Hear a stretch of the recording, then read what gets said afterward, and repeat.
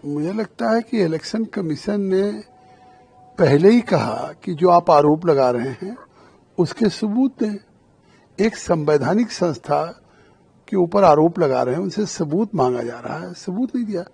और कल जब प्रोटेस्ट किया तो ये पहली बार इतिहास में होगा कि इलेक्शन कमीशन ने 30 लोगों को, सभी विपक्षी पार्टियों के तरफ से 30 सांसदों को आमंत्रित किया बात करने के लिए, लेकिन उनके पास न कोई सबूत है, न कोई आरोप में दम है। वो तो देश के लोगों को गुमराह करना चाहते हैं। और अब जब देश की जनता ने उनको ठुकरा दिया है तो अब वो अपना खींच या अपनी हार का ठीकरा इलेक्शन कमीशन पे फोड़ना चाहते हैं। पहले ईवीएम पे फोड़ते थे, अब मतदाता सूची की बात कर रहे हैं, एसआईआर की बात कर रहे हैं।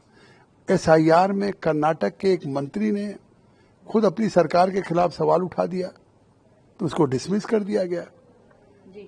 और आज हिमाचल में उनकी सरकार है, तेलंगाना में सरकार है, तो इसी इलेक्शन कमीशन की चुनाव की देन है कि आज कांग्रेस की भी 2 राज्यों 3 राज्यों में सरकार है।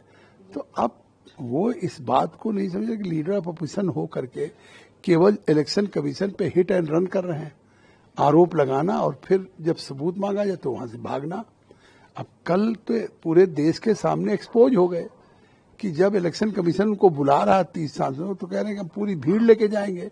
तो अगर इलेक्शन कमीशन पे आप कोई आरोप लगा रहे हैं, कोई बात आपको करनी है, तो एक डेलीगेशन मिलेगा, उसमें भी 30 लोग तो कम सांसद होते नहीं। तो इससे साफ है कि वो मतलब पूरे देश में केवल एसआईआर को, जिसकी जो चुनाव की एक प्रक्रिया है ट्रांसपेरेंट मतदाता सूची बनाने की, उसको लेकर के लोगों को गुमराह करना चाहते हैं। लेकिन कभी भी जनता इस बात को समझ चुकी है और इससे साफ लगता है कि बिहार में वो चुनाव के पहले ही अपनी पराजय स्वीकार कर चुके हैं।